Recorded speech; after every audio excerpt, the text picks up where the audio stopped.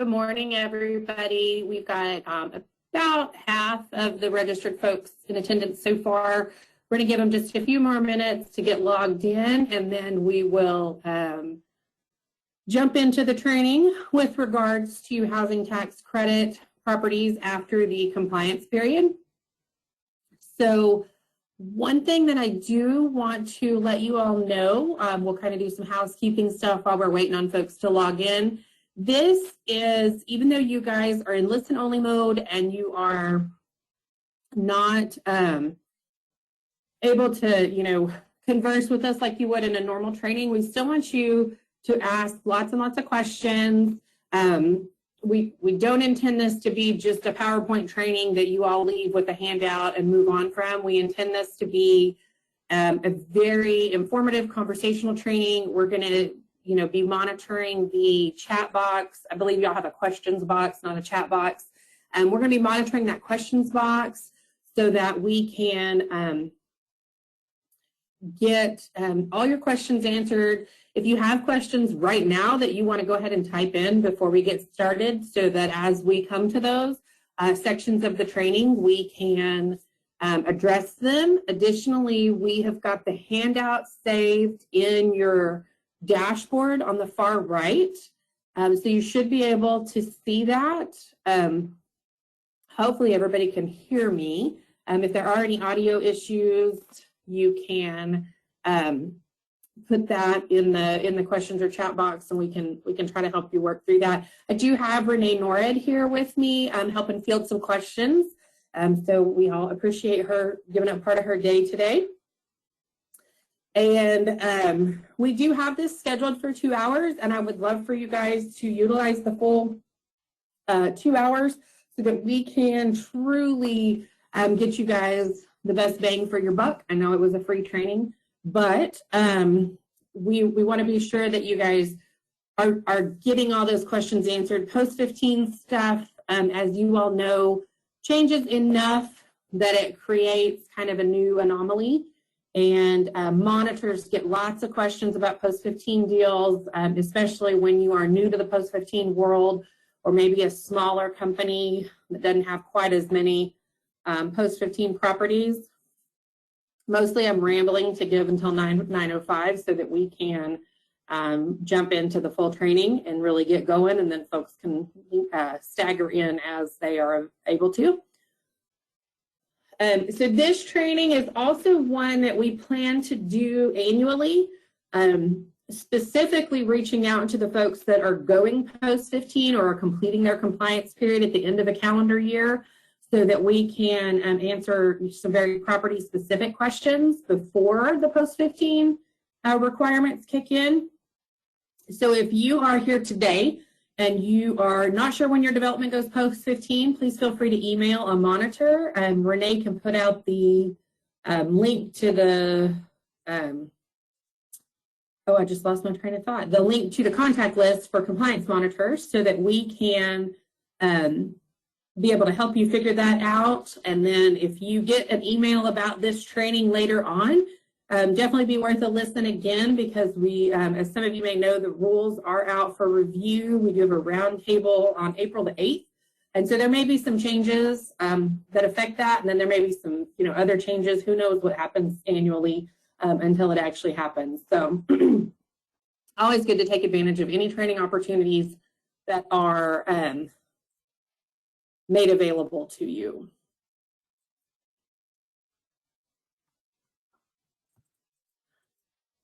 Anything else you want to add, Renee, before we get started?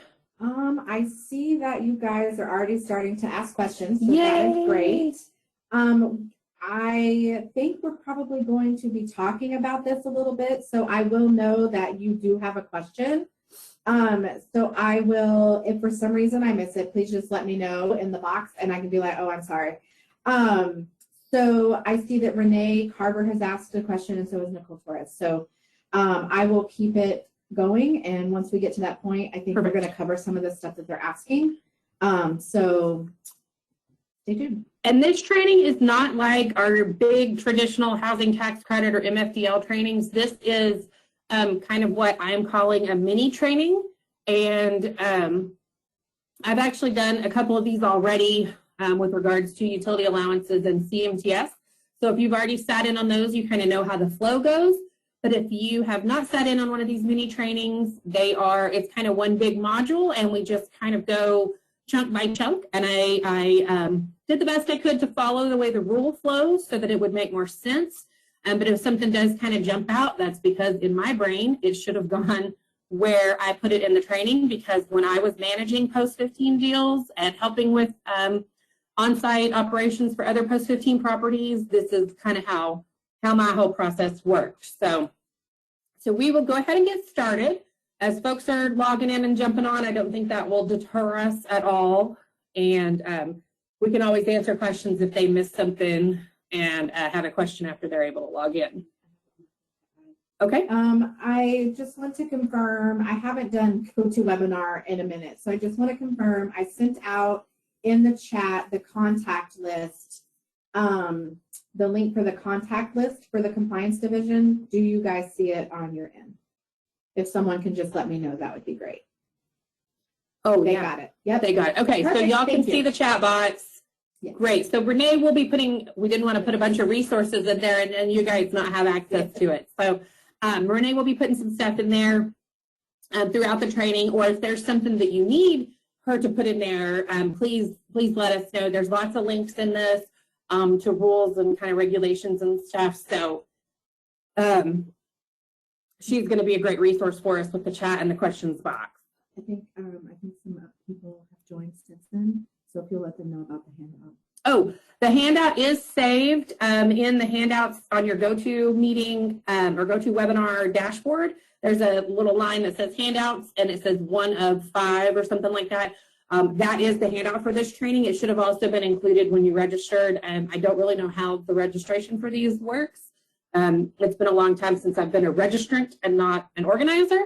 So forgive me for not having that full information. But if for some reason you can't get the handout, it will be available when the recorded version of this is posted to our YouTube channel and our presentations website. So without further ado, we are going to jump into this training, which is geared for housing tax credit properties after the compliance period.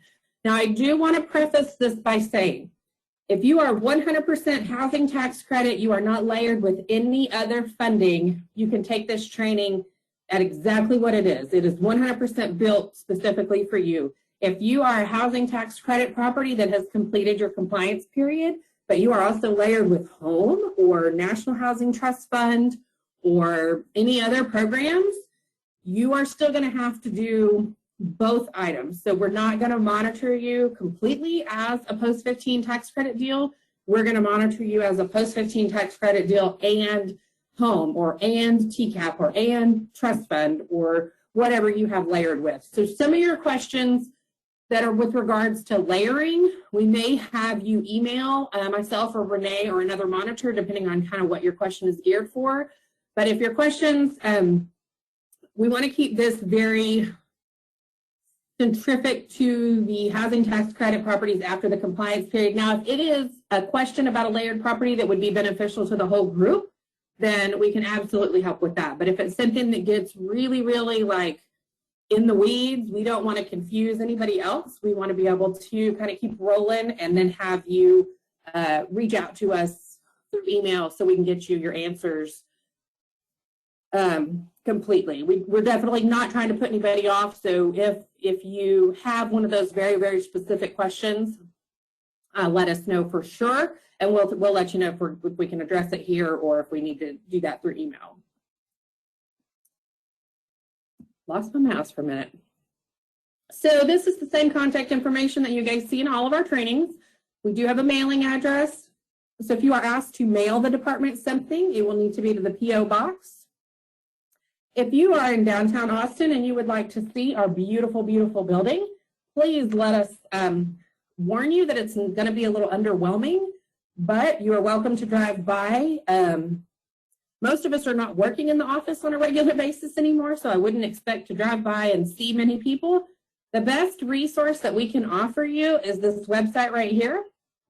And I think most of you are probably already familiar with our website, but if you're not, take a little bit and at some point in your day and just play around on there and look at the links and click around and kind of see what resources are available. There are lots of links to presentations, to rules, to contact lists, to, our listserv. So you can kind of get familiar with that website if you're not already. And then if you need to call us, we do have this main phone number, and it is toll-free in Texas, but that phone number is going to get you to kind of an answer bot, for lack of a better term, and at least in my brain. And so you can then kind of follow the prompts and click where you best feel like your need fits and get connected to a department employee. So there are a couple things about after the compliance period or going post-15. This is specifically addressed in section 10.623 of the Texas Administrative Code. And there's the link there, which is also on our website. This is commonly referred to as going post-15 or post-15. The federal compliance period is the first 15 years of the affordability period. So there's a longer period that your LURA requires, but what we are referring to as the 15 is that federal compliance period. So that's where the shift happens, that we as a housing finance agency get some freedoms or some leeways in how we monitor and what we consider, and then some items that are no longer reported to the IRS with regards to non-compliance issues. So that's where the shift happens. The IRS is no longer involved after the 15 years, and now there is still a good reason, lots of good reasons to stay in compliance after the first 15 years. So don't take me to say that just because the IRS is no longer involved, you no longer have to complete all the required items. So you have your credit period, which is the 10 years, and we do have a full housing tax credit training that is offered in conjunction with the Texas Apartment Association. So if this part is not familiar to you, then that might be something you want to talk about, but this is not a housing tax credit training in the same sense that very technical training is. This is purely for after the 15 years. So the compliance period is the 15 years. Then there's the minimum affordability period as required for the LURA of 30 years. And then you have anything over that 30 years that's the extended affordability period. And I do know that we have a couple LURAs that have 55 and 60-year affordability periods. So Renee and I will be long since retired by the time those folks finish with their requirements. But what we're going to talk about is what happens after those first 15 years of the compliance period are done. So we are looking at the federal affordability period and extended affordability period. So the first thing, do we have any questions we want to address before we jump in, or is everything pretty specific to a section of the? I am not, I could ask the question, you can say we're going to answer it later on. I do have a question about physical inspections. We're going to address that. Yeah, and then there is also a question about how we're going to be monitoring post-15 files, like when we. Okay, and we do talk about all those things. So let's put a pin in those, and when we get to each of those sections. Okay, great. So don't forget, type your questions in. We don't want this to just be me reading the slides to you guys. We want you guys to get your questions answered because I know you have them. Otherwise, you wouldn't have registered for this. And we know you have them because we monitor your post-15 developments. And so we know what's going on out in the world. And if you're having a question or having an issue, there's a really good chance that somebody else is. Maybe somebody in this group is new to the program and they don't know what it means, or they don't have all the tricks of the trade that you might have already. So ask your questions, make your comments through the questions box in the chat box, and we will definitely share those with the group. So the LURA, or the Land Use Restriction Agreement, which in this training will be called the LURA, that is going to indicate the length of your compliance period, and the first 15 years does not change. What I'm talking about is an extended compliance period. And I've got examples, so don't panic. So if the LURA does not have a section that addresses this, or the section does not have the little box checked, then the development does not have a longer compliance period, and they just have the required 15-year compliance period. So the LURA will indicate if the longer compliance period will indicate the length of the longer compliance period or extended use period. And if you are not sure, or you are not sure based off your 8609s and your LURA when your property is going to go post-15, call or email a monitor. Right now, it's a lot easier for us to communicate by email since a lot of us are working remotely. But definitely send an email to a monitor, and we are happy to help you figure this out and make sure that the date that you have calculated lines up with what we have calculated. One of the issues that we do run into is a property thinking, I was built in 1990. That means in 2005, I go post-15. Well, that's not true, because if the start of your compliance period was 92, you might not go post-15 until 2007 or whatever that lines up to. That math may be wrong, so don't hold me to that example. So this is a snippet of the LURA Addendum B, and this is from a brand new. If you get funded right now, this is what your LURA is going to look like. I do have examples of older LURAs, so again, don't panic.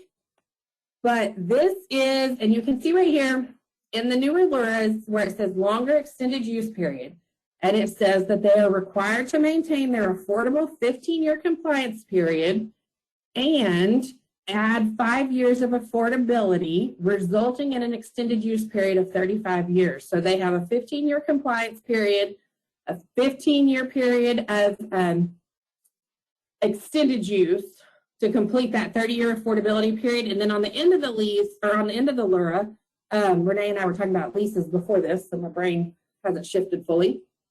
So at the end of that affordability period, this property would have to add 5 more years or 10 more years or whatever the LURA says, but this one specifically adds 5 to the extended use period. So one thing that we want you guys to understand is that compliance monitoring fees continue after the department or after the development goes post-15. So those don't stop. Those are required as stated in the LURA annually and for the term of the LURA. So you don't get to just stop paying those required fees because you went post-15, because those are spread out over the term of the LURA. So another thing that we are going to continue to monitor for is charges for amenities. Owners may not charge fees for amenities like parking or garages or storage units that were included in the development's eligible basis.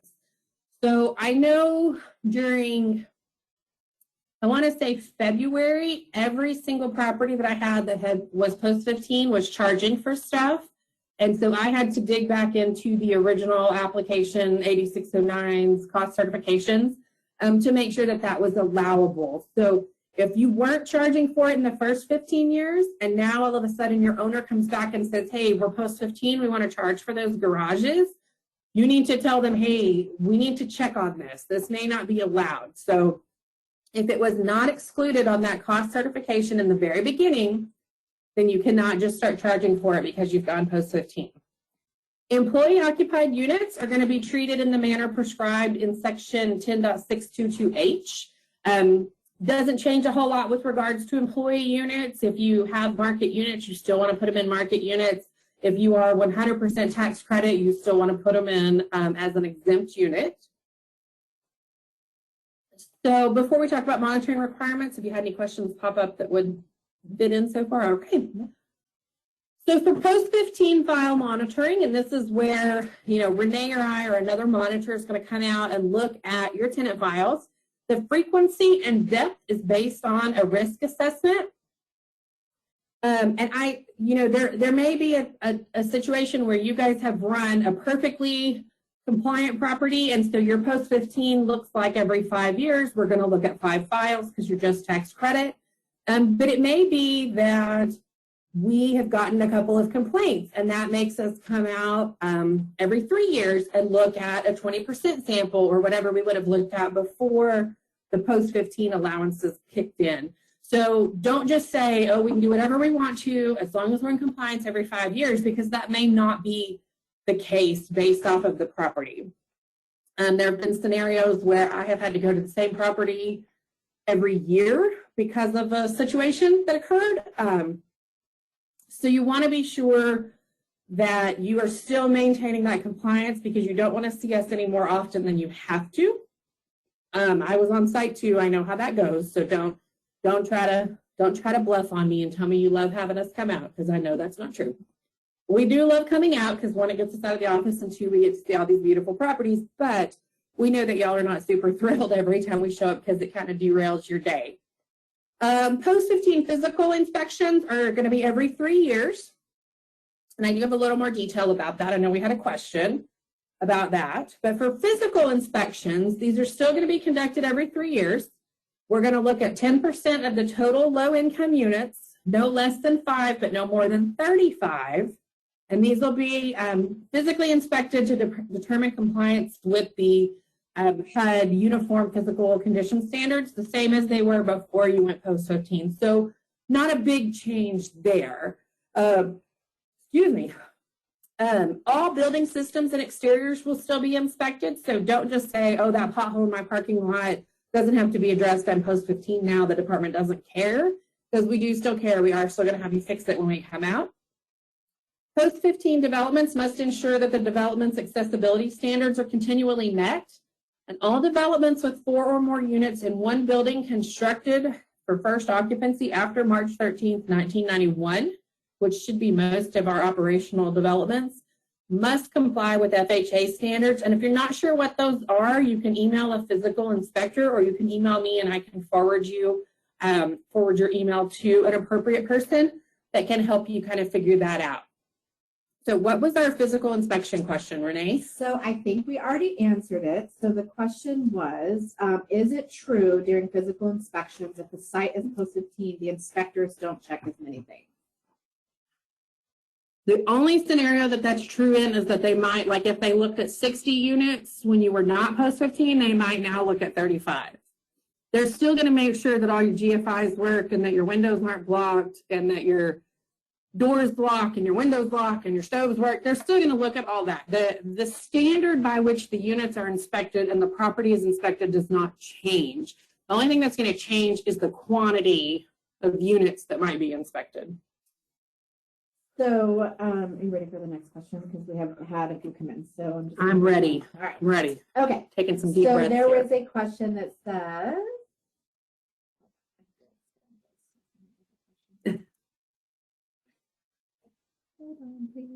okay. So there were talks about uploading files for review to CMTS for post-15 properties. Will we do that, or will the monitor come to the property like pre-COVID? So I think the desk reviews are kind of being held for post-15 deals. One, it depends on if you're layered with something else that does not allow a desk review. And two, if I'm going to be in Amarillo and there's a post-15 development in Amarillo, I'm going to go ahead and go inspect it. I'm not going to do that as a desk review. I'm going to go to the property. But say you're post-15, you've had an impeccable review every other time, and we get a notification that one of the monitors is sick, you might get pulled for a desk review, or if somebody's unable to make that trip or something. That's going to be very site-specific, and you're going to get communication from the monitor. You're not going to just don't just assume that it's going to be a desk review or an on-site review. Pay attention to those notices. I know I've had several folks at post-15 developments post-COVID that have emailed me saying, hey, I know this said you're going to be out at such and such time, but you're doing a desk review, right? If I were doing a desk review, I would have sent you an email that said I'm doing a desk review, but what I sent you was an on-site review that said on April 14th at 8 a.m. I'm going to be at your property. So you want to be sure that you're reading those letters. And yes, we are human and we might make a mistake, and maybe I should have done a desk review, but I didn't. Maybe something got wonky in my letter. So it's never a problem to say, hey, just wanted to confirm that this will be an on-site. I've had a couple that have been desk reviews. So it never hurts to ask the question, but you're also pretty safe. We're all pretty pretty diligent about reviewing those letters before we send out the notifications. Renee's shaking her head adamantly. So I feel like I'm not the only one that double checks those. And it's not an automated system. It's us actually logging in and typing out a letter. So I feel like that's something we would catch. Now, obviously, you know, we did have a trip this week that got canceled because of an unforeseen circumstance. So those post-15 deals did get turned into desk reviews. So that is going to be 100% monitor and site specific. So best I can tell you is pay attention to communication in CMTS attachment system with that, and email your monitors with any questions. So the next question we have, if we are new owners or management, how are we able to get a copy of the original basis? You would need to do a information request, a public records request from the department. And if you go to our website, just our main website, on the far left-hand side, there's a little gray sidebar, which says file a PR request, I think is what it says, or something to that effect. And then it also has a sign up for our email lists. If you have not done that, you should definitely do that. But that is where you would file a public information request. Excuse me. Okay, so and I think another, just to piggyback off of you, I think another department that would be good would be, they should have received that during their due diligence, like when they switched over. But the asset management division might have access to that, but I still think they have to do a PIR. I think they have to do a PIR if they didn't get it. And where I'm going to send you is to the asset management group. If you just email me that question, I'm going to say, hey, this property was started in 1993. I don't have access to that. I'm going to send you to the asset manager for that property, or I'm going to tell you who that asset manager is. And I'm going to say, hey, you need a copy. You know, so-and-so, you need to reach out to them. But I do think you're still going to have to do a PIR. Another great resource for that is the attachment system. We've been using that for many years now. So you may be able to dig back through there for previous physical and on-site monitoring inspections, and you may be able to find some of what you're looking for in that stuff. So if you've got CMTS access in that scenario where you're a new owner, you should be able to dig, you know, back in. And then we do have a monitor that specifically works with new owners.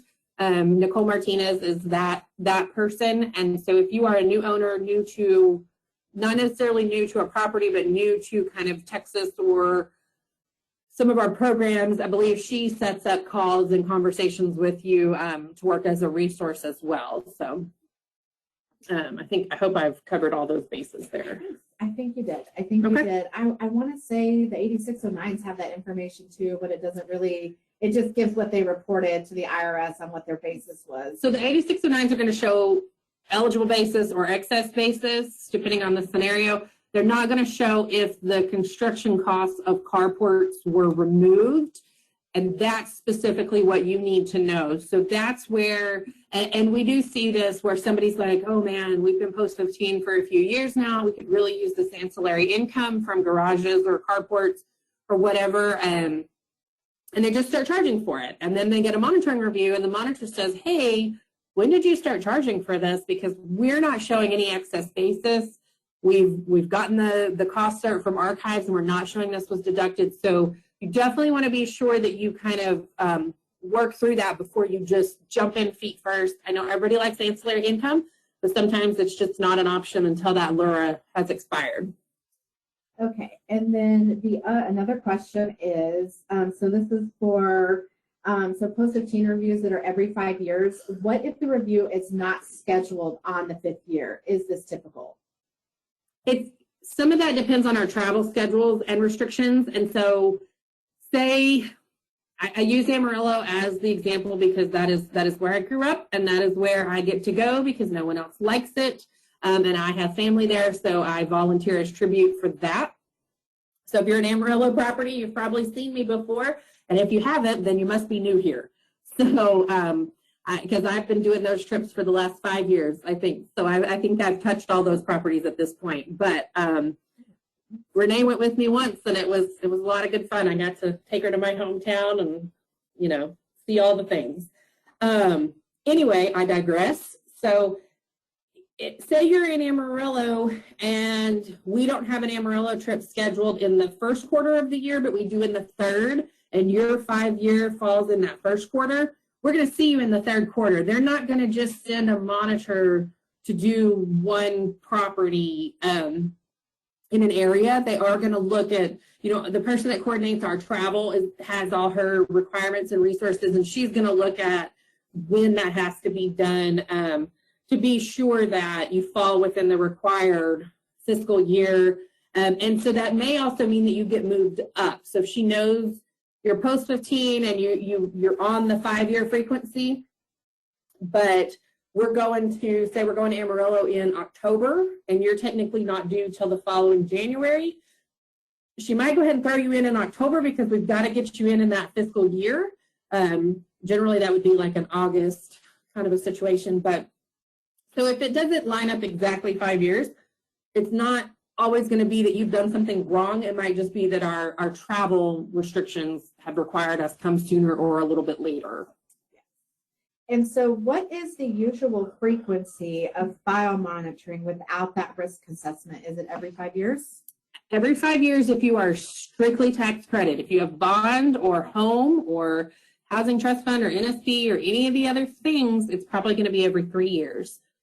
So if you're layered, you're going to see us a whole lot more often. But if you are strictly tax credit and you don't have a re-syndication of funds, so what we're seeing now is a lot of post-15 deals are applying for new funds, you're going to be seeing us more frequently, and you might even see us back to back. So say this year we come to monitor the post-15 and you also have new funds that require us to inspect next year, we are also going to come out next year. So you may have back-to-back inspections. We've seen that on a couple properties. So again, that's a scenario where you'd want to email that monitor and be like, hey, y'all were just here in February. Why are you coming back a year later, kind of a thing. So, and they can better explain that because that is truly a very site-specific thing.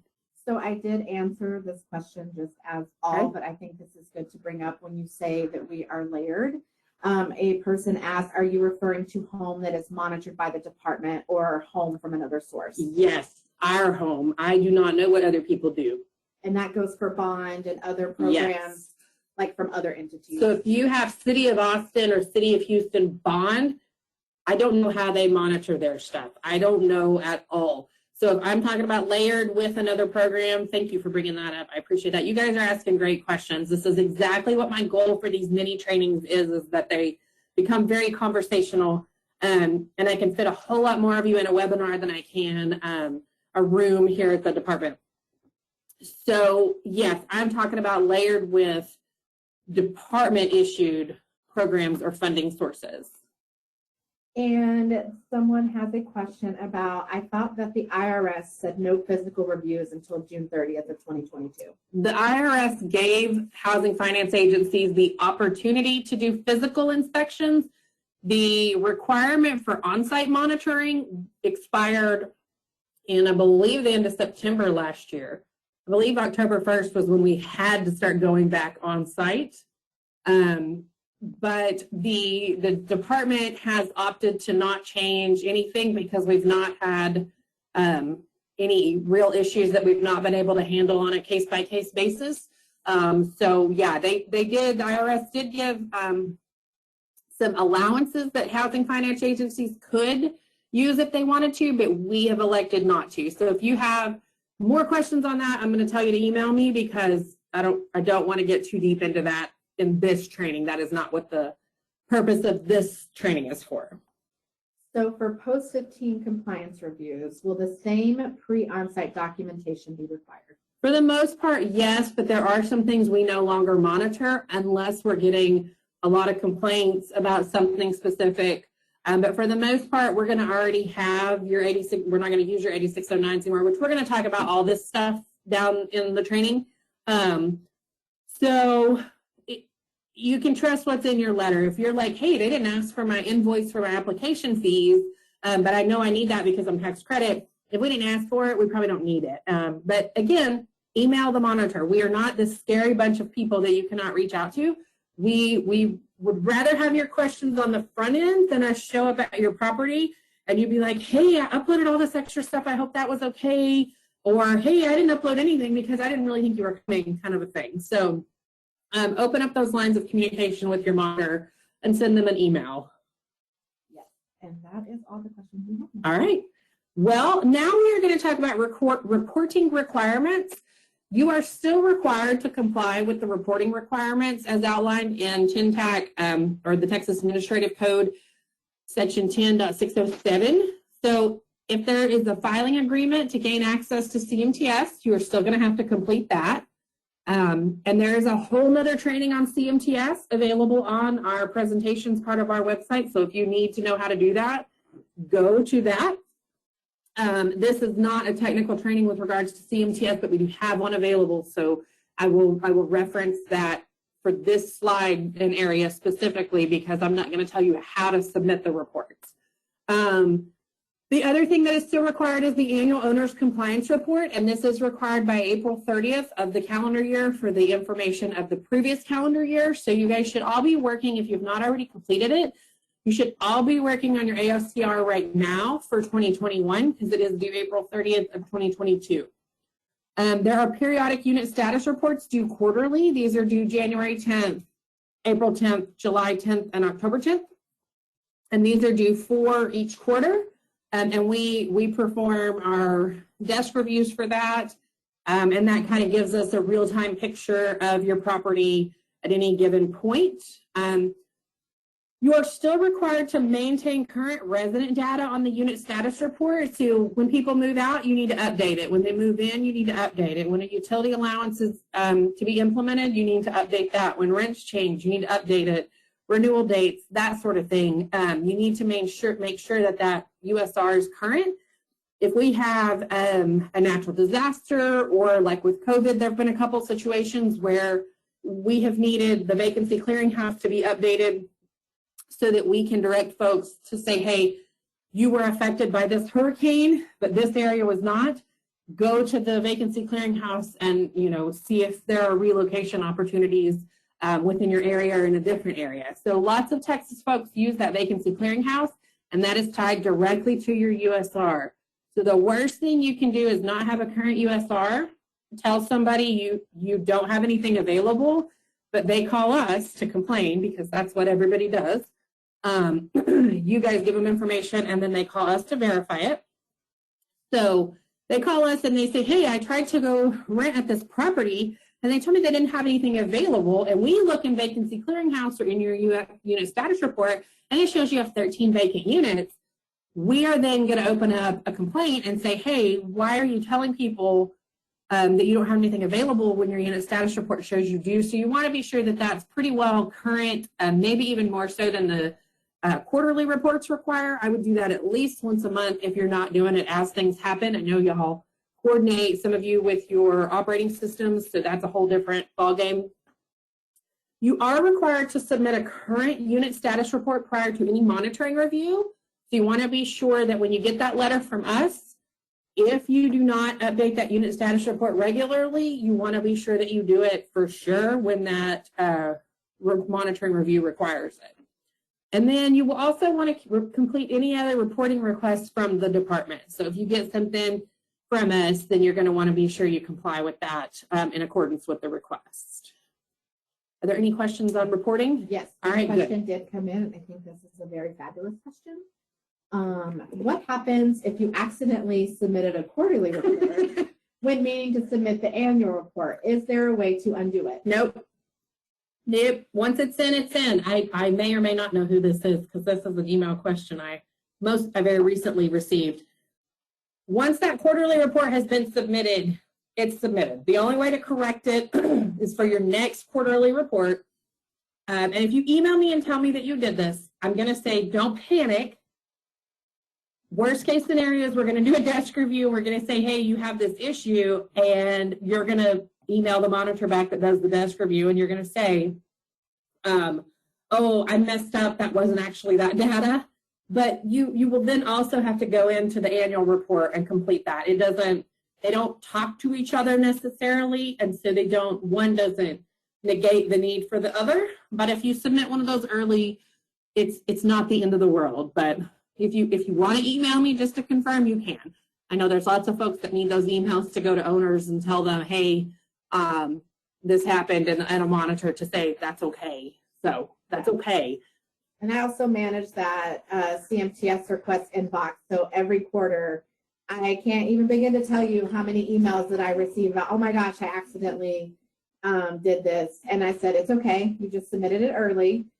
Just keep your unit status report up to date and submit your next quarterly report. So that is it. Yeah, I think we appreciate that you guys are concerned about it, because we would rather have you that than be like, who cares? It's just a department. They don't care. So we appreciate that. But it is not a crisis. Do not panic. Do not panic. I promise it's okay on that form, on that report. So if we don't have any other questions on reporting, I will move into qualifying households. So qualified households on a post-15 development, all housing tax credit households must be income qualified upon initial occupancy of any low-income unit. Your rents will remain restricted for all low-income units. The utilities paid to the owner are now accounted for in the utility allowance, even when based on an allocation method. We're going to go into detail on all of these. So again, don't just rush in with all your questions. Absolutely type them in, but if we don't answer them right this minute, we've got several more slides that follow up on these items. So all designations that are required in your LURA will remain in effect. So if you still have to have 40 units at 50%, you're still going to have those, but they can be property-wide. We're not going to look at the applicable fraction for each individual building anymore. So let's talk about qualifying households for a minute. All of your housing tax credit households must be qualified upon initial occupancy with regards to the income limits for your property and the household size. You must maintain proper verifications of income, assets, and student status. The department's income certification form must be completed unless the development participates in a rural rental housing program or a project-based HUD program, in which case the 5-9 or the RD form will work. All of the forms can be found online at that link right there. And please keep in mind, our income certification was updated in, I believe, February 14th. I feel like that date stuck out in my head. It's sometime around there. So if you have not already gotten those new income certifications, you need to log in and get that. We did change, I believe, quite a bit of information on this one, actually. So we took the comments we were hearing from y'all and the comments we were hearing from other monitors, and they updated that form. I say they because I was not on that team. So you want to be sure you're using that most current form, and that is available on that link right there, which is also available. The link is in the handout, and you can find that on our website pretty easily. Are there any questions about qualifying households? No. Okay. No questions on that? All right. So rent restrictions. Rents will remain restricted for all low-income units under the Housing Tax Credit Program. You cannot just say, oh, I'm post-15, I can charge whatever I want to. You still have to maintain that the tenant-paid portion of the rent plus the applicable utility allowance does not exceed any applicable limit. And now, because you're post-15, any excess rent collected must be refunded. All additional income and rent restrictions as defined in the LURA remain in effect. So like I said a minute ago, if you are required to have a certain number at 30% income and rent, or 40% or 50% in addition to your 60% units, you still need to have all of those, and they can be spread out throughout the property. They don't have to be in any one building or not. Any questions on the rents? All right. Oh, we do have a couple of questions that literally just came in. Okay. Like at 9:43. So the first one is there a grace period for using the most current? It says RealPage is still coding theirs. On the forms for the income certification? Yes. Okay. Yes, I think probably for several months we're going to give a grace period. I haven't even monitored any files that would have been able to use the new one. We would just now start seeing those move-ins. So if that's the reason, the worst case, we might give you technical assistance right now. I don't know if we have like a hard and fast rule, or if we usually give like 6 months of grace, or we kind of, so right now you're in that grace period. So if RealPage or whomever you use is still working on it, the other option would be to do a hand tick until you get that, if you wanted to really be super diligent. But I don't know that that's really necessary. I think you're okay at this point. Yeah, we actually haven't talked about it during a staff meeting yet. We just know that they're done. We just basically said, hey, these forms have been updated. So yeah, listserv went out in the middle of February. I actually missed the listserv, so I was unaware that this happened. I think I was on travel when it happened, or I was off that day or something, so I didn't pay super close attention. But we haven't gotten into a time frame as to when we would start citing that as non-compliance. And I know when we updated the forms in 2020, I didn't ever run into an issue where I cited that as non-compliance, unless there was a whole other set of issues with the forms. So I think you're good. Just do your due diligence and start getting that implemented, as quickly as you can. So when mandatory forms are updated, does TDHCA send out notifications? We do, and that is where on our webpage, over on the far left-hand side, there's that gray little, I don't know what to call it. I don't do web coding, so I don't know all the right terms, but there's a little gray menu bar, and it says sign up for our email list or something to that effect, and that's where you go. You can also sign up for notification of when any other low-income applications come in a zip code near you. You can sign up for emails from every department every division at the department. You can sign up for all sorts of things. I probably get 40 of these a day just because I signed up for everything. So definitely take a look at that and get signed up for that if you have not already. You probably only need to sign up for the stuff that's going to be pertinent to you. I'm signed up for everything because I work here. So. Okay, so this one is another good question. So what about the age? If you were a qualified elderly project and the LURA says throughout the compliance period, unless permitted by the department, solely, for persons are 62 or the I got a slide for that. Great. Can someone under 55 be housed, or will an amendment need to be done? I got a slide for that. So hold on to that one. We will talk about that in length. And we're also going to talk about the next question, but I just want to acknowledge that we do have the question. Can a household be all full-time students and still qualify for a Post-15? We're going to talk about that, but let me just interject right there. Not doing that correctly is what will get me coming to your property every year. That's how to get on a quicker monitoring review schedule and not get on that 5-year time frame. That's how to get us on a, you'll see me every 6 months in, whatever town you're in. Yes. And the last question that we have for right now, so do you not monitor the applicable fractions of the buildings? So as long as you have the required number of each set aside, you will be in compliance. Quick answer, yes. Long answer, we've got a slide for that. So y'all are asking great questions. I would much rather have you ask the question and me be able to oh, I didn't put that in here. It's a good thing to talk about. But I think you guys I appreciate all the questions, and I promise we will talk about all those things. And if we don't, at the end, I will hang out until the system kicks us off and we can ask the questions. That is all we have for now. And I've posted some links in the chat box for each thing, like the email list and the forms and all of that. So pay attention to that, and you are welcome for the link. Thank you so much, Renee. So utility allowances change, and this is an issue that we see non-compliance on a little more regularly than what we would like. So after the compliance period, utilities paid to the owner are now accounted for in the utility allowance. So if your compliance period ended December 31st, 2021, and you allocate water and sewer, January 1st, it's no longer a non-optional fee. It is now part of the utility allowance. So sometime at the end of December, you need to make sure all rents are restricted with that new utility allowance prior to that January 1st date.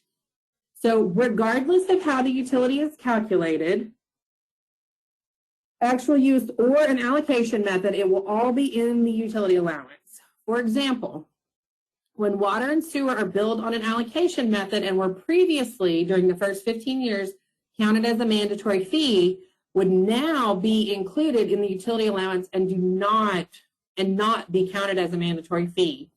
TCAP, exchange, bond, and Texas Housing Trust Fund developments layered with housing tax credits, no longer within the compliance period, also include all utilities paid to the owner as part of the utility allowance.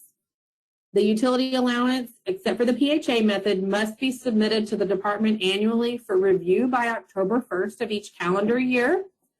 The owner is responsible for periodically checking with the applicable PHA to ensure that the most current utility allowance is in place.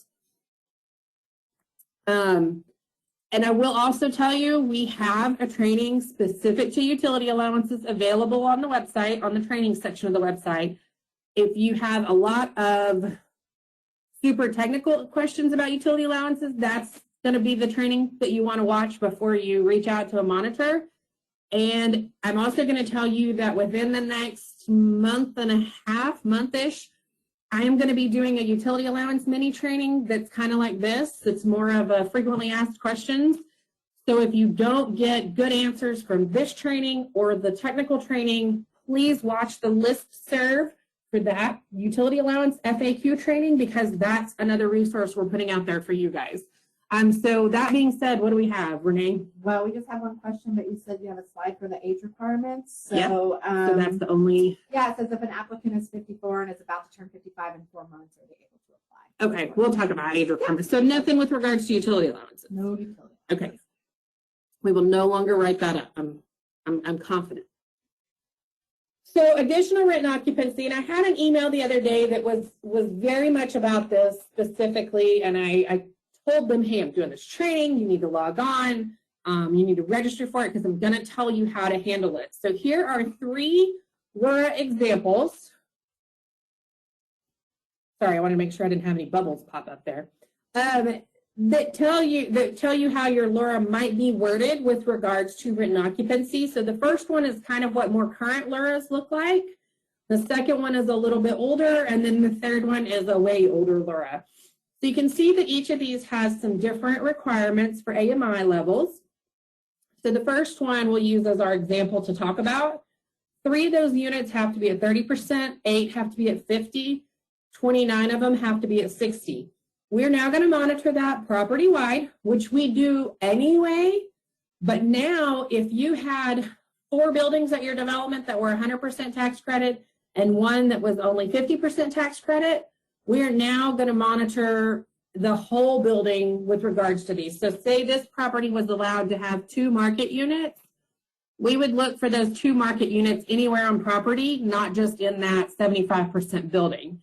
So to answer, did we have that question, or was that just my email question that's still burning in my brain? No, we get that question. Okay. It says, do we monitor for the applicable fraction? So the applicable fraction, building by building, is no longer going to be something we monitor. What we're going to monitor for is if your LURA says that 87% of the units at the development are to be restricted at 60% AMI or lower, we're going to monitor that your whole property is at that 87% or whatever your LURA requires. We are not going to look at each different building for that. But this is where you really need to know what day you go post-15, because if you think it's the end of 2021 and we are looking at it in 2022 for a monitoring review and you don't go post-15, like I had one that I'm prepping for right now that thought they went post-15 last year, or no, in 2020. They don't actually go post-15 until 2023 because of some 8609 errors and AC rehab stuff. So obviously that's kind of a one-off scenario, but you want to be sure you know your date. So if you don't know your date and you're not super confident in your calculations, or a monitor hasn't already told you your date, email somebody so that you can make sure that you are aware. So we are not going to look at the building by building applicable fraction. We are going to look at the property number of units to make sure that it's maintained property wide.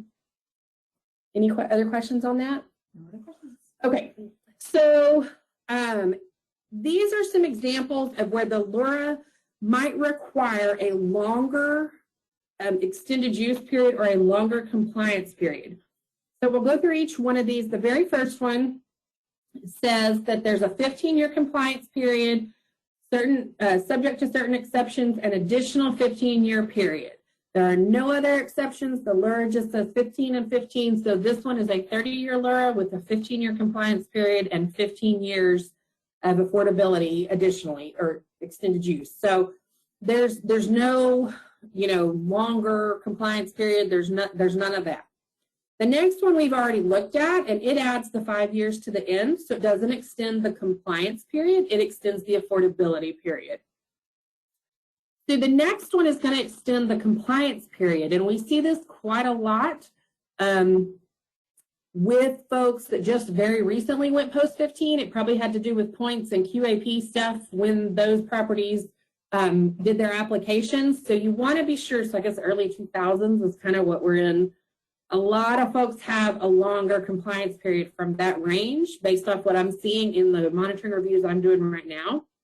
The compliance period shall be a period of 25 consecutive taxable years, and the extended use period shall be a period of 40 consecutive years, each commencing with the first year of the credit period. So total is 40.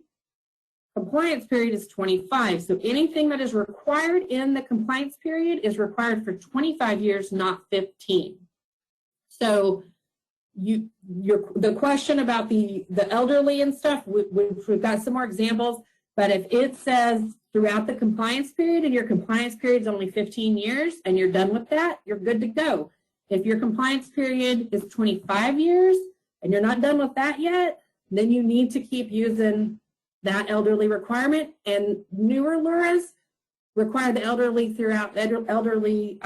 requirement throughout the whole term of the LURA, not throughout a compliance period. So that's a shift that's also happened.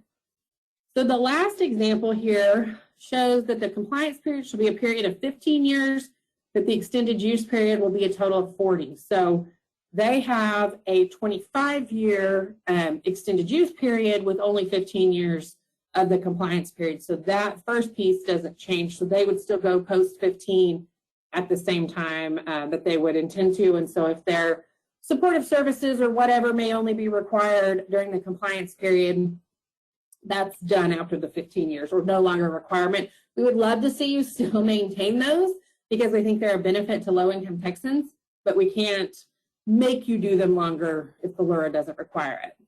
So do we have questions before we jump into this part? I have a really good question. Okay. I think this is a very fantastic question.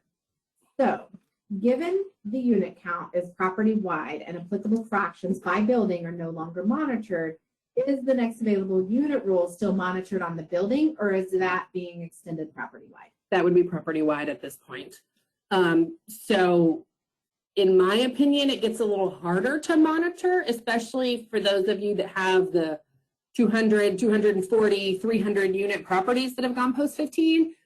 So you really, really want to have some processes in place that help you and your compliance groups to track that next available unit. And I get questions about that probably once a week, every other week, probably because I'm now the trainer.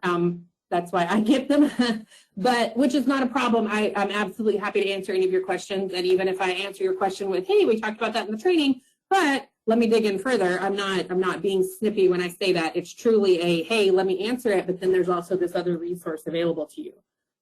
So we're going to circle back to the UA. Someone has a question. Okay.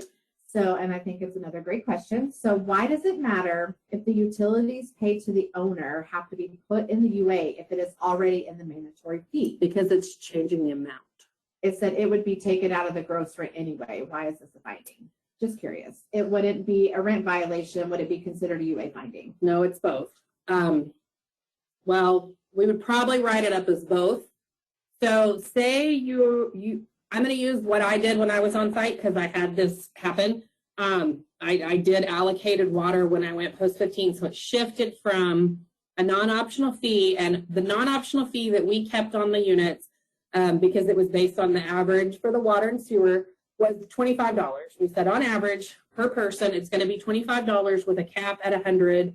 Now, keep in mind, this has been years ago, so if this is not in compliance with rules now, don't start sending me emails. I have not managed this property in quite a few years at this point, and I know rules and requirements have changed.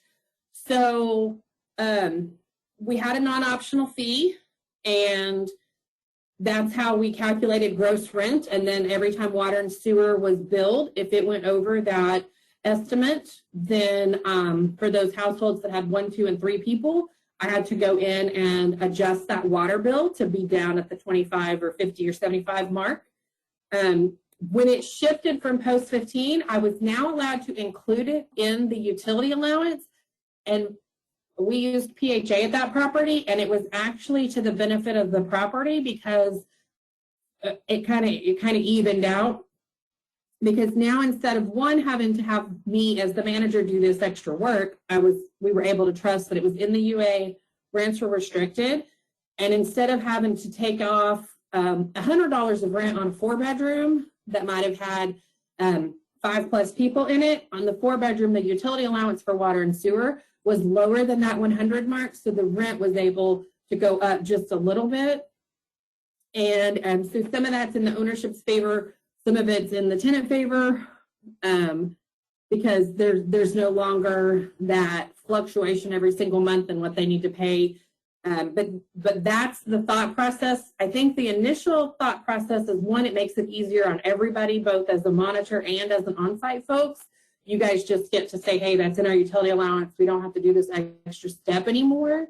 But I actually just had a situation where 3 units had gross rent findings because they did not, one, know when they went post-15, and they did not know how to make this shift. So yes, this is a shift that can result in some gross rent and a utility allowance finding. So this is something you definitely agree or disagree. It's still in the rule and the requirement, and it still needs to be adhered to. And then the last question that I just got was, is the vacant unit rule monitored post year 15? Yes. Yeah, we're still going to look, and if you have 8 market units and you're only supposed to have 6, we're going to look at those 2 most recent move-ins, and we're going to say, hey, you got an issue here, and that's going to be addressed in your monitoring report. And that is all the questions we have so far. Okay. So a few things that are not going to stop being monitored. All affirmative marketing requirements will remain in place. So if you do your affirmative marketing plan, you update it however often. Now, we don't monitor this anymore. This is monitored by the Fair Housing Division. You're still going to have to send those letters out however frequent you're supposed to. You're still going to have to update your populations and all that. Marketing to veterans, if that's required, is going to continue to be a requirement. And rent and occupancy restrictions will continue to be required and monitored. So here are some examples of marketing to veterans. And if you don't have this in your LURA, do not panic and start sending letters to veterans organizations unless that's just something you want to do. We are only going to monitor this if it's required in the LURA. Now, this is these are 2 snippets from from some more current LURAs, because that's when this didn't start until more recently. But you do still need to be maintaining this through the affordability period. This is not something that stops after the first 15 years. We have questions on veteran stuff?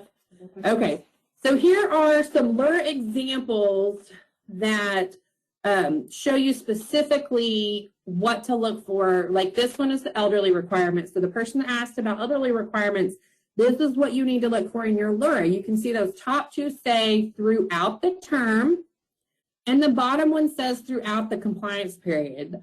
So if it says throughout the term, that means 30, 40, 55, 60 years, whatever your requirement is, you are an elderly development. If your LURA says throughout the compliance period, then technically speaking, it's only required for that federal compliance period. So this is another scenario where you want to be sure you know when your federal compliance period ends. And then if you have an extended compliance period, you want to be sure you're holding this for 25 years or whatever. I don't see a lot of people that shift out of the elderly requirement, because a lot of times your properties were built specifically with that in mind.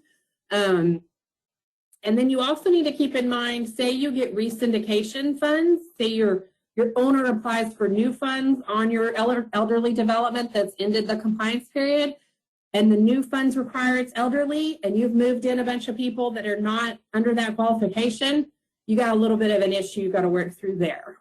So just be sure that you're keeping up with your owner and what their intentions are and what your requirements are for the LURA with regards to that.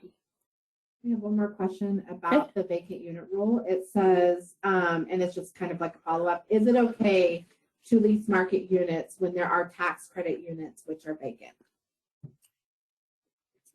Technically speaking, no. You should always be actively trying to lease your tax credit units.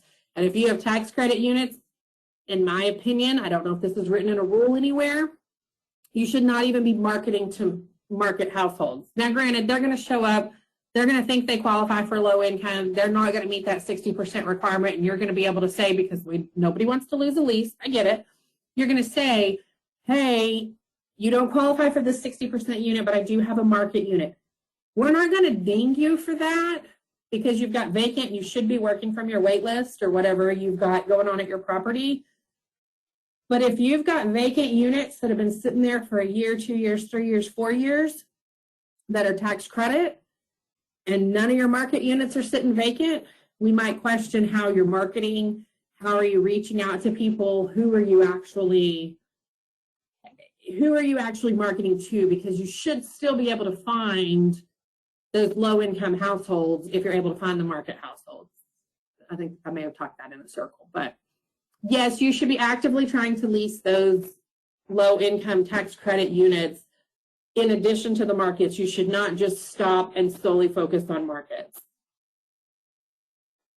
That is all the questions. So I do want to circle back since we were talking about the elderly. So there's a specific questions, and then we have another question. Let me go back up. So if a property is strictly a senior 55 and older, is an applicant under that age allowed to apply as long as they are with someone that is 55 on the lease, or is it just for seniors?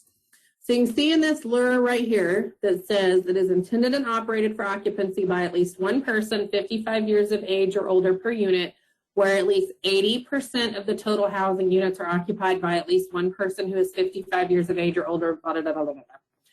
There's your answer right there. You're going to have to reference your LURA, and if you have done 55 and up, it's going to be 80% of your property. So if I'm understanding the question correctly, and Renee can jump in here, I don't think this is an issue because I do not think this is an issue unless it specifically states in your tenant selection criteria that says all household members must be 55 years of age or older. So that is going to not have a tax credit noncompliance issue. It's going to have a fair housing noncompliance issue since we no longer monitor that. But the hope would be that when you guys are doing those tenant selection criteria with the fair housing team, that your on-site folks are adhering to that. And if it's 100% 55, where at least one person is 55 and older, then that needs to be your requirement. So that's going to get you in a different kind of noncompliance issue versus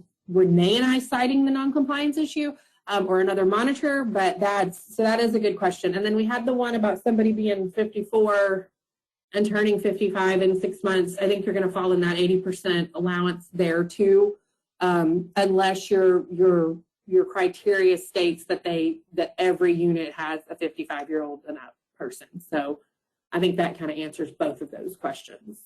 Yes, I think it does too. But if for some reason it doesn't, please respond in the questions box. So I do have a question. Are the market and affordable housing properties listed on the vacancy clearinghouse? All properties maintained and monitored by the department or funded and monitored by the department are on the vacancy clearinghouse. Yes. So if you do have market units at your development, that's going to show up on the vacancy clearinghouse. But if it's just like the property next door that's just plain conventional, that's not going to show up on our vacancy clearinghouse. That, yes, they have to have funding from the department. So if they have, say you're next door to a project-based Section 8 development, that's not going to be on the vacancy clearinghouse. So you're not going to be able to do your monthly marketing reports from this. Don't get excited about that. But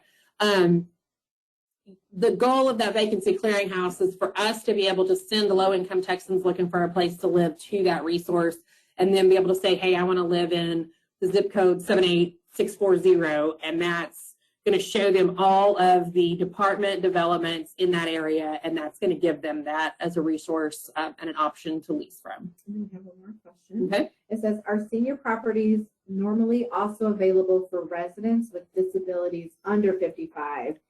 And so that really kind of has to do, I guess, if they're on a fixed income. So if you look at those top two, oh, I took that to mean does disabled qualify them as an elderly? Right. It says, so if it's an elderly development, say it's a qualified elderly development, and you have it's intended for solely 62 and over, or if it's intended for where at least one person is 55.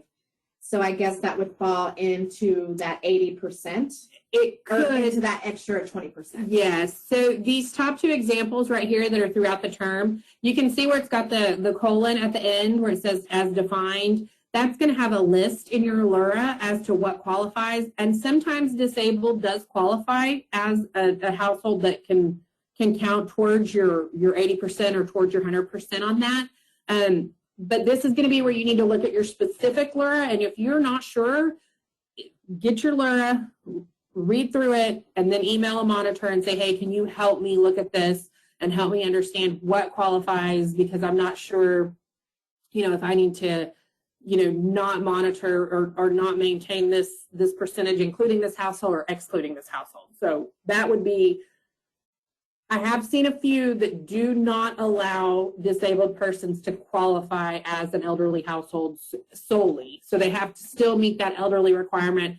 I want to say that was a requirement under a different funding source, not tax credit. I think it's some HUD funding and some home funding that might have that stipulation. But if you see that in your LURA or you're not sure, it's another scenario where you could reach out to a monitor and we can help you. We would much rather help you on the front end than have the after monitoring review panic on the back end. Any other questions? That's it. Okay, so another LURA requirement that might be required throughout the compliance period or the extended use period is going to be the nonprofit. And you can see in my first example that there's two pieces. One of them is throughout the compliance period, regardless of if that's the 15-year or an extended compliance period. And then the next one is throughout the term. And that's going to be, specific to your property. So if yours says throughout the compliance period and your nonprofit falls off after that compliance period's over, it's not an issue of noncompliance. It's allowed through the LURA. Now, if your nonprofit stays involved, then keep doing what you need to do to keep them involved and keep them in good standing.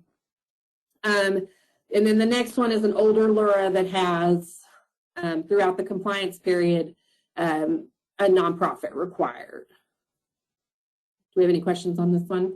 Okay. Same thing for HUB. There may be some that say throughout the extended use period. There may be some throughout the compliance period. So that is where you want to be sure that you are familiar with your HUB and nonprofit requirements and your length of your compliance period or your extended use periods, that you know how long you've got to have that relationship with that extra partner. So the hot button is the supportive services. So we can see here in the first one that it is throughout the term. You see my little box around through the extended use period. So if your extended use period is 60 years, you have to do those services for 60 years. Now, obviously, it won't be you because you'll probably be retired at some point or moved on to a different property. But those are required throughout the full term of the LURA. The next one is throughout the compliance period. So if your compliance period, and that's talking about the 15 years or the 25 years or 20 years, whatever your LURA requires, you're going to have to offer those services.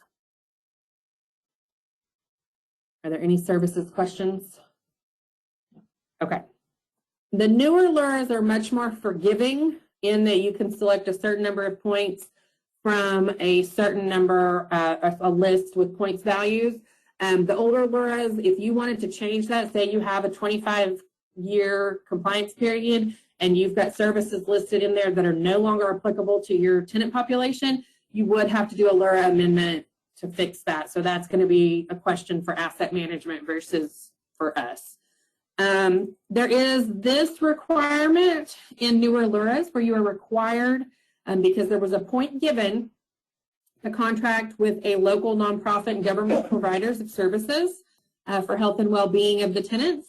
So this is going to be required throughout the term. So this is in the newer LURAs, supportive services are required throughout the term, not specific to a compliance period. And this is only in newer LURAs. So this caveat is probably not going to affect any of you folks that are here because you want to know about Post-15, but it is eventually going to, so I went ahead and threw it in here. So special needs requirements, at the top, you're going to have 5% of the units per this example set aside for persons with special needs. So that piece is going to be something you want to hold on to the whole time. The marketing requirement down there at the bottom is throughout the compliance period. Now, we don't really want you to stop, you don't really get to stop marketing to persons with special needs. It just kind of changes in the way the non-compliance would be cited, I think. But if your LURA requires a population for persons with special needs, then you want to do what you can to satisfy that. And I know a lot of you folks try to give us some pushback when we're on site about it, but special needs, and we have a form on our website under the form section that Renee's already given you the link to. We have a form that pretty much outlines that. You can also see here that there's lots of different definitions for special needs that are going to meet it. So they don't, if they don't want to disclose it, and you know, they have an income source that's specific to a person with a disability, that's a special needs household. Even though they didn't disclose it, you have the information, you can mark it on your unit status report. So you kind of want to be proactive with that when you're looking at your tenant files and keep that maintained with regards to that. So do we have any questions so far? Okay.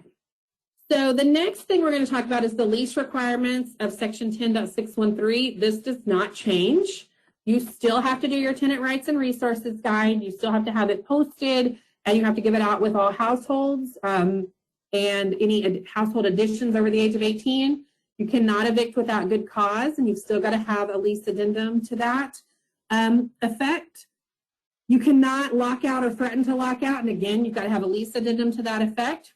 You still need to comply with VAWA and have all those requirements met. And then you still have to have a lease or lease addendum that requires households to report changes in student statuses. And then that tenant rights and resources guide, if you are not required to offer supportive services anymore, you could update that. But if you're going to keep offering them, then you would want to keep that section in there. Any questions? Okay. Everybody's fallen off the radar. They're taking a break. Well, we'll keep going and then they'll come back in with their questions. I want to be able to answer everybody's questions. So once a calendar year, owners must continue to collect and maintain current data on each household. So remember how we said at the very beginning of their occupancy, they have to be income qualified. Well, if you have market units and you've been having to do full annual income certifications, you don't have to do that anymore. So now you can do annual data collection. And you can use the department's annual eligibility certification. You can use the income certification form. Maybe you're layered with another program that's still going to qualify. The HUD income certification or the USDA income certification form is going to qualify. But what you need to monitor for annually is household members, the number and who they are. And so if there's any changes, you can handle that correctly. Their ages, ethnicity, race, if they choose to disclose that, disability status, student status, rental amounts, and rental assistance, if any. So you no longer have to do that big annual income certification now. If your owner, syndicator, management company says, don't listen to Carapoli, you are going to do what we tell you to do, and you are going to do full annual income certification renewals, then do full annual income certification renewals. Don't stop because I told you you didn't have to. You can always do more, you just can't do less.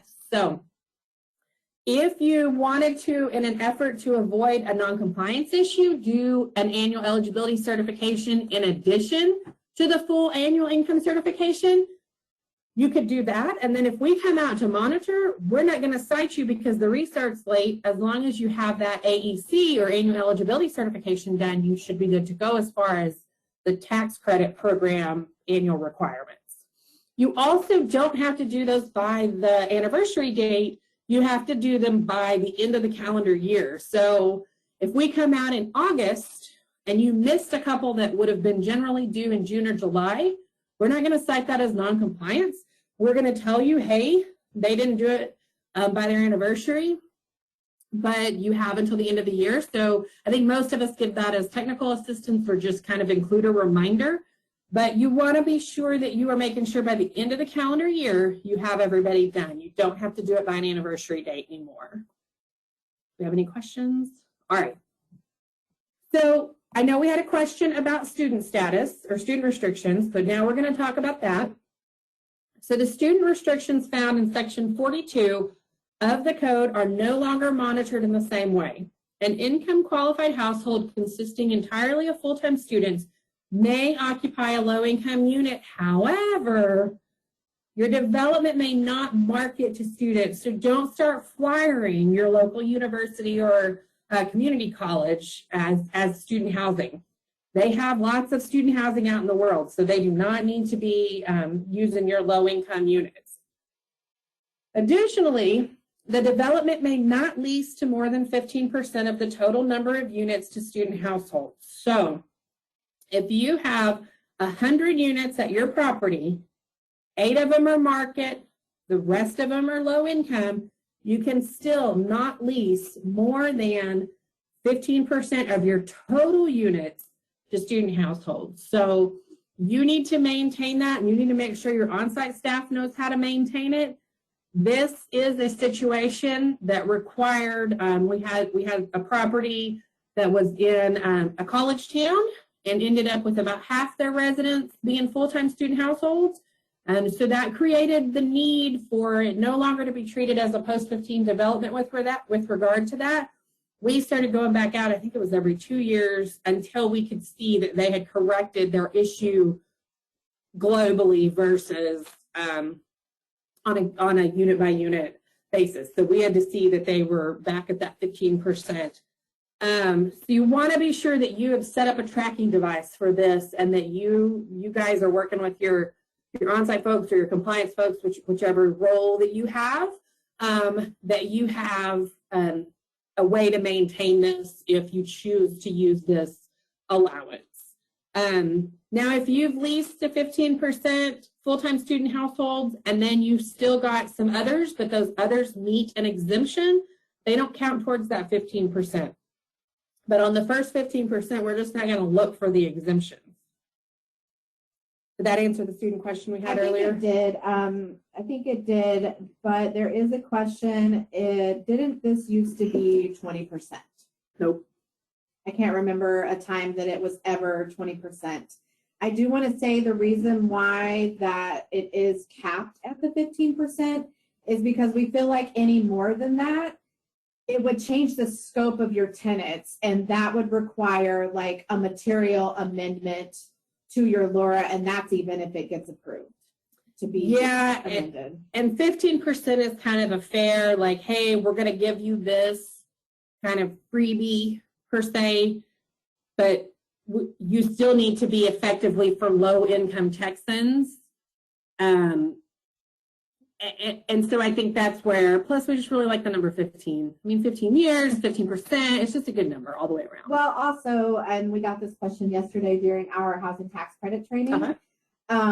You know, the IRA, this program, the housing tax credit program, was not intended to become student housing.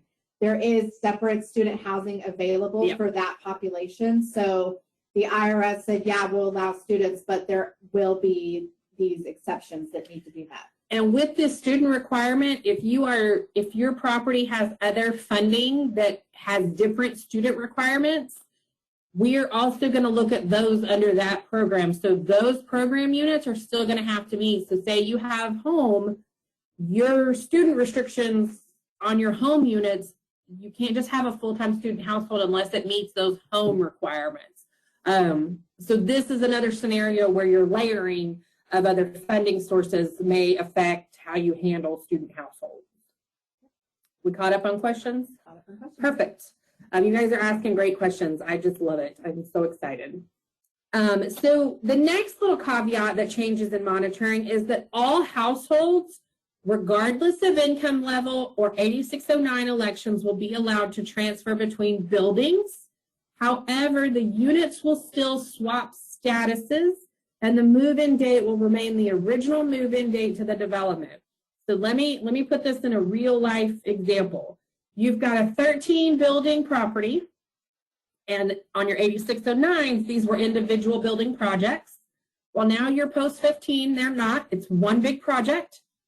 So in building 1, you've got somebody that has elected to transfer, and that person is a 30% household, and they want to transfer to building 10 to and retain their 30% limit. Well, your only vacant unit in building 10 is a 60% unit based off the household that most recently moved out. Do not tell that person in your 30% unit that they have to be a 60% unit to transfer. That's not the way it works. You're going to transfer them according to your policies into that unit in building 10, and your unit in building 1 is going to be your 60% unit, and your person from building 1 that transferred to 10 is going to be a 30% household in building 10. If that doesn't make sense, Renee can jump in, or y'all can type it in the chat box, but I get this question at least weekly of what to do, because you've got and it's always a lower unit trying to transfer to a higher unit, regardless of post-15 within a project, and the status is swapped. The status follows the household, not the unit. I know y'all like to tag them to units. I did it when I was on site too. I get it, but it's not. That is not the real process that should be followed for that. So we did just get some feedback. That's great clarification. I am glad to help, and I do not mean to get on a soapbox about that, but if you know me, you know I'm a talker, and that's just the way my brain works. So I'm glad to clarify that. If you have pushback from ownership or management about that, feel free to email me, and I am happy to type that out in an email. I have a saved email that I use for all those responses. Any other questions? Are we good to go? Good to go. All right. So we are also no longer going to monitor the development's application fee after the federal compliance period is over, but you should still maintain a reasonable application fee. If we do your monitoring review and we see that you are now charging $182 for people to apply at your development, while we may not issue non-compliance, we may issue some very stern technical assistance. And if we start getting complaints about that, it does work its way up the chain of command here in the department. And you may start having some previous participation issues and some, if you apply for funding, that may come into play where we say, hey, but look what they did, that sort of thing, or the board may get involved depending on how high these complaints go. So you want to maintain a reasonable application fee, even though we are not going to monitor for that. You also, this is another scenario where layering is going to affect that. So if you are still layered with something else that has, deposit or application fee requirements, you're going to want to make sure that you are still adhering to those requirements. So I do have a question. Okay. It is not really post-15 related, but we might as well, since I'm here, I'm talking. Yeah. It says, I have a 100% tax credit property. My favorite kind. It is a 12-story high-rise, and each floor is considered a building. We are in the first 15 years. Am I not allowed to let residents transfer to different floors at this time? That is going to depend on your 8609 elections. So if that is something you want to look at in more depth, I would suggest emailing me. I'm going to give you a blanket answer though. If every floor, if the 8609 say that this is all one project and they've got the right attachment and everything, transfer away, do all the things. If it's got every bin as an individual project, you cannot do that. You're going to have to certify them at transfer. But when you go post-15, regardless of what was elected on that 8609, everybody can transfer wherever they want to. And I have, it says, explain the move-in date for the 8609. On the unit status report. So the move-in date is not on the 8609. It's on the unit status report. So if you had somebody that originally moved in 2013, you income qualified them, they've lived at your development forever because you're a fabulous development, you've got great on-site staff, all the good things, your pool is fantastic. They don't want to move, but they have the need for a larger or smaller unit, so they need to transfer. Don't change their unit status report when they transfer. If you are post-15 and everything's one project, or if your 8609 elections say that it's all one project, leave that 2013 date in the unit status report because that's when they qualified for the tax credit program. They are transferring, and you need to do that in your system. So this may be a situation where you have to override your system talking to your unit status report. Because if I come out there and I say, oh, this is a 2022 move-in, I'm going to monitor that one. And I get the file and it's 7 inches thick because it's a 2013 move-in and you had to do annual income certifications every year, I'm going to be real angry. Please don't change the move-in date on the unit status report if you are post-15 and folks are transferring. Please don't. You'll make us cry. Okay. We have a question. Okay. Can we update our student requirements on our criteria to include the wording, that includes wording to permit a limited amount of units for all full-time students? I personally would not. That is meant more as a protection for the owner of the development, not as a marketing effort. So that piece where it says the development may not market to students, if you update your criteria to allow for students, to me, you're marketing to students at this point, because believe me, that will spread like wildfire, and you will now you'll get that one extra unit, and then you've got a situation at your property, and you're going to see me a whole lot more. I would say do not update that. Keep the student requirements, keep having them fill out those student forms, but on the back end, on your administrative end, monitor that better. But if you update your criteria to say we can have such and such units of students, to me, that means you are marketing to students. You are handing them a written word that says we welcome you to our community. And I think that defeats the purpose of this allowance. I don't think that's allowable. And to be honest, when I've gone out to post-15 developments, and I've gone to a lot over the years, and some management companies just still make them require to provide an exemption for student status as well. So, right, and that keeps their administrative burden down for having to track that 15%. And then I have other people that have reached out to me that said, we're keeping a spreadsheet. I'm like, fantastic, but do not market to students. Absolutely, and I don't think either of those is wrong. I also think if they need an exemption, if they are a married couple and both are full-time students, get the marriage certificate, prove that they are married, so that if you do run too close to that 15%, they don't count against you. Keep your spreadsheets, keep your requirements, do what you're going to do. But this doesn't need to be something that you market actively and you're telling, everybody at Texas State or UT that, hey, this property over here, they've got cheap rents and you can be a full-time student and live there. You'll be flooded with people and you'll miss that 15% threshold. Anything else? Since I'm not opening my chat or questions box, they just keep flashing over here. Yeah. So I don't ever know if they're new or not. So will TDHCA ever make it possible for us to transfer residents in the system instead of having to re-enter all the information over again? This is where most mistakes take place. So I know that you guys think our CMTS system and unit status report system is antiquated. We agree with you, but I guess it costs something like $1 bajillion to revamp that. And we have been told that we are working with what we've got. And as updates are made, they'll be rolled out. But right now, no, I have not heard anything about anybody being able to transfer in the system. So you guys are just going to have to take that bull by the horns and just keep working through that with us. So update it, and you might have to go in, because I know that most of you have property softwares where it does transfer them, and then you upload your data into CMTS, into the for the unit occupancy and the detailed, in the report. However, it's the way that it updates in CMTS for whatever reason is the date that they transfer. Because I think it's how I don't think everyone uses that transfer function in the software. I don't think they do. And I didn't when I, was on site because of the funding sources at my property. But yeah, that's a beast we're all working with. So we get it. Your complaints don't even compare to the internal hiccups that we see with CMTS, because we use it for everything we do. So we get it.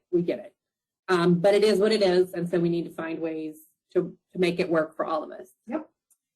We do have a question about the unit status report and utility allowances. It says, on the unit status report, which utility allowance do we list on it?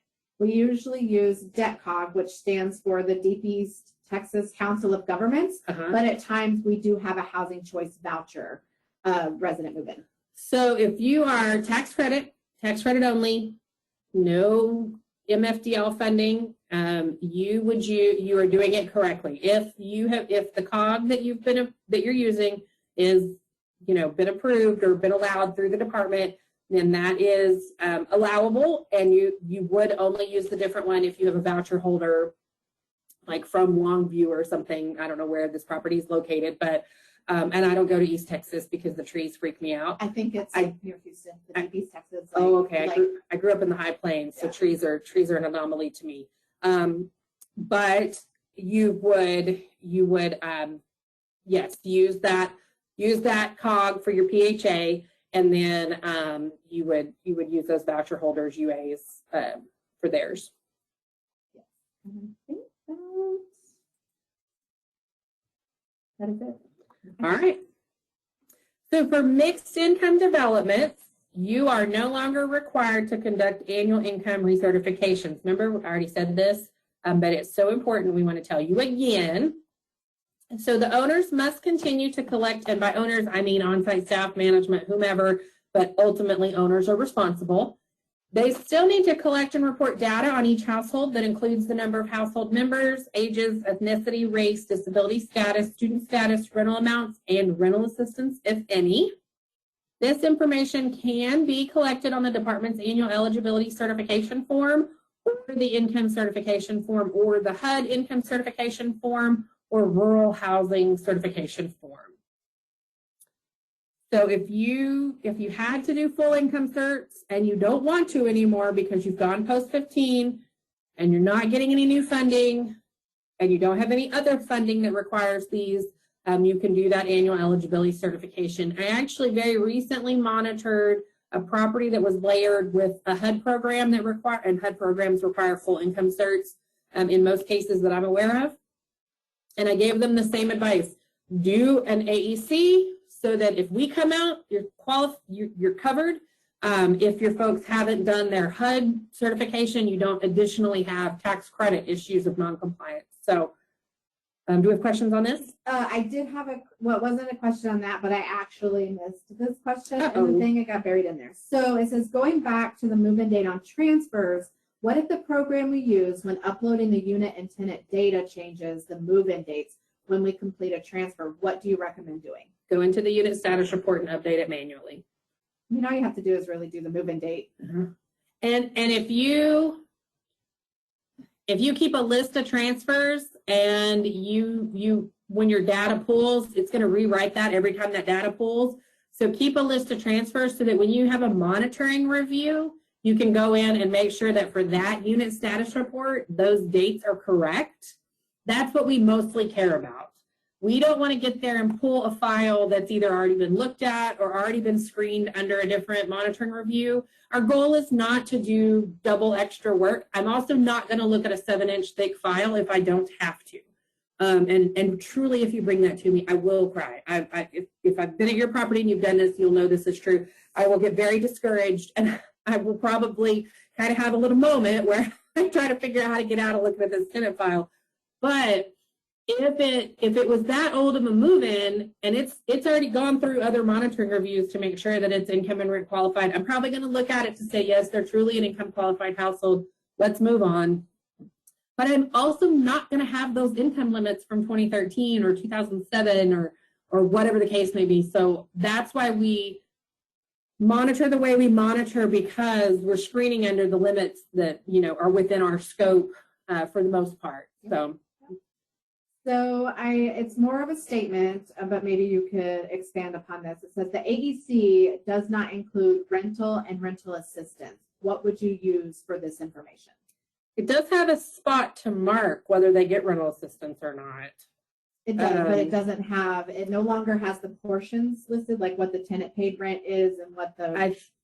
So I think that's on the list of updates to be made the next time we update the AEC. If it's not, I will confirm and add that to whomever is responsible for that. You can handwrite that on there. You can put the HAP right behind it. You need to confirm that they're getting housing assistance or not. And by having that annual HAP or, you know, updating it, you know, in your lease addendum or whatever it is you use, that's doing that. So that AEC is going to have that spot to mark that, yes, they receive assistance. I see some properties handwrite it on there. Some properties put a copy of the, you know, the voucher update behind that. I think that's all sufficient. And it says, so in theory, if you wanted to, you could have your whole property complete the AECs in the same month each year if it's not layered, correct? Yes, but the force should be with you strong if you're going to do that, because your 300 unit developments, that's going to be a lot of work. Yeah. But if you have a 42 unit development and you know, your people all come in regularly, have them do that. The only thing I will tell you is if you have student households, you need to have them come back in the next semester to make sure you're still meeting requirements based off of how you're handling that 15% allowance. All right, so it is still, I just assumed we were done with questions. Did we get caught up? Yep. All right, we're almost done with slides, so then we'll kind of do whatever questions we have until 11. So it is important to maintain compliance after the compliance period, even though issues of non-compliance are no longer reported to the IRS on Forms 8823.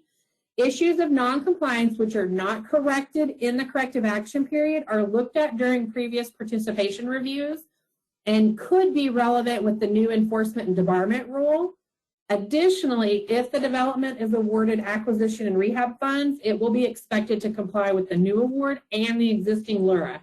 So if right now you have a LURA that's gone post-15 and your owner is applying for funds this year and you get those, so next year or the year following, you're going to have this new allocation of funds, you now have to comply with both. Generally, they align, but I currently have a property that I'm about to monitor in April that their old LURA has the requirement for some of the units to be at 50% AMI. New LURA does not. If they only have 60% units, we got an issue under that old LURA.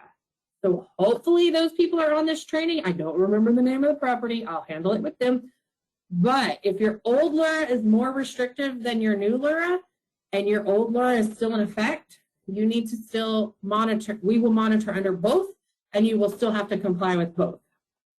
This is the first time I've seen a scenario that has affected this. The only other time we see this is when the first LURA has an extended compliance period that requires specific supportive services, and the new LURA requires points from the list, and they don't line up. That's the only other time I've run into this. So unless specifically noted in section 10.623, all requirements of the TAC Chapter 10, Subchapter F the LURA and Section 42 of the code.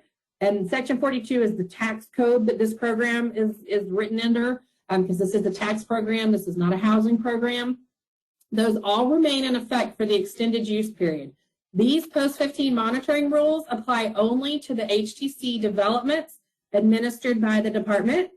Participation in other programs administered by the department may require additional monitoring to ensure compliance with these requirements of the programs.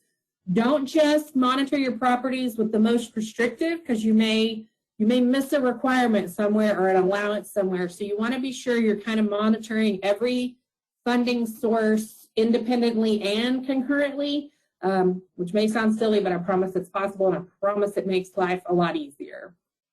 So here are just a few suggestions that I talked to our enforcement group about to avoid, these are suggestions they felt that would help you avoid enforcement action after the federal compliance period. Make sure that your development is meeting all calendar reporting deadlines, so those quarterly reports and the annual owner's compliance report, which is due April 30th. Make sure they're meeting those requirements. Check CMTS regularly to ensure that TDHCA correspondence is not accidentally missed and that any file or UPCS deadlines are calendared and adhered to. Failure to resolve noncompliance within the corrective action period will result in referral for an administrative penalty and or debarment per TAC Chapter 2, which was amended in 2021. That's that new enforcement rule. So if you haven't read that, you might want to go check that out. If you're not sure where to find that, you can email me or you can Google 10 Texas Administrative Code Chapter 2. That's going to take you to the website where that's all listed. An important note is that this new revision calls for mandatory debarment for responsible parties with a referral ratio of 50% or more of actively monitored developments being referred to the Enforcement Committee on or after 4/1/2021. So we now, and we just discussed this in our Monday staff meeting, there's an additional form that we have to complete when we're doing corrective action and somebody's getting referred. So they are tracking this. This is an important thing because we are seeing a lot of folks just not paying attention to the requirements after post-15. There's no nice way to say that. So going post-15 doesn't mean you get to check out and do whatever you want to. It means that your, I use this word all the time with my kids, your consequences become department-oriented and new funding-oriented versus tax fine-oriented or tax credits oriented. So there are some training offerings, and these are links that are on our website. I don't know if Renee is going to put all these in the thing or if she already has. We have in-house and virtual trainings, and you can find these from our website. Additionally, those go out on a listserv email, so sign up for that and read those when you get them. We offer webinars in conjunction with the Texas Apartment Association, and those are available to members of TAA and non-members, and I don't believe there's a price difference. Don't hold me to that, but I actually just talked with TAA about that last week, and I think they said there's no price difference. Our website has the join our email list link that you should do. The department maintains a YouTube channel with many helpful trainings available. Anything that I have done has been uploaded there, and some older stuff that we've done has been uploaded there. But we started that really, really heavy duty with COVID as an effort to really reach out to the masses. So if your on-site folks weren't able to attend this or you weren't sure how beneficial it would be for them, they'll be able to watch it on the YouTube channel later on, probably if not this week, early next week. We also have a number of previously recorded trainings and handouts available online on our presentation section of the compliance website. So that is another resource where you can get some of those more technical trainings that I referenced. Our income determination training is there. Our utility allowance training is there. The CMTS training is there. This one will be there. Those are going to be some great resources for you and your on-site folks. So I don't have anything else in my training. We have about 11 minutes left to go over questions. And if we aren't able, I think this will kick us off at 11. But if we aren't able to answer your questions, then shoot me an email, shoot us an email. I would love to have feedback from the training. If you have suggestions or things that you think I should have had in here that I didn't, or questions or whatever, please feel free to email those to me. And that's just kara.poli@tdhca.state.tx.us. I forgot to introduce myself at the beginning. I guess I just assumed that everybody knew me, which was not a good assumption. But I am Kara Poli. I'm a compliance monitor. I do work on a lot of the trainings. I'm also on the utility allowance team. So if you have any of those questions, reach out to me. I'm happy to help. Do we have any questions in the box? I have not. I do not have any questions. They just said thank you and said this training was great. It was a great presentation. Thank you. Yeah, we don't have a survey that pops up like TAA does, because I would have to build the survey, and I don't want to build a survey. So I just want you to tell me good or bad, or give me suggestions. I do have between all of the thank yous, you guys are welcome. There is a question, and it says, for a mixed use property with market units, can they transfer between buildings as well? Absolutely. Yeah, that is not designation specific. And then another question, do we need to weed through the training, or all outdated trainings removed from all of these sites? So on the YouTube channel, I think it's going to stay up there. So you'd want to look at the date. But like this training, we're recording it today to be posted. I'm going to do this training again in probably October or November for those properties specifically that are going post-15. It'll be available for everybody or anybody that wants to take it, but we're going to specifically reach out to those folks that are about to go post-15. It'll probably, on the presentation section of the website, be updated to the most current one. I think that piece of the website I would like to see continually updated, but I think the YouTube channel is going to keep anything and everything. So if you are interested, you could definitely look at that presentations website. And if you find something that you have gotten contradicting information from a review, let me know, and I can help you weed through as to, kind of what it is that's the conflicting information. Yep. It says just a bunch of feedback saying thank you, the great information, very good training, great presentation, loved all the Q&As, excellent info. Yeah. Great. I'm glad to do it. Very helpful and informative. They said, great job, Kara. Thank you. Thank you. Thank you. Good training. In my mind, you're all throwing roses at me because I did such a fabulous job. And you're like Sally Field at the podium, like, you yeah. love me. Yes. Yeah. So it says, you are all the best. Thanks. Thank you. We're always glad to help. And I promise you, we are not like mean gremlins under the bed looking to catch you in non-compliance. We truly want to answer your questions. So email us with a detailed question or with a vague question or whatever you want to do, and we will do our best to answer your question so that you don't have issues of non-compliance that could have been prevented on the front end if you'd have just been able to reach out to us. So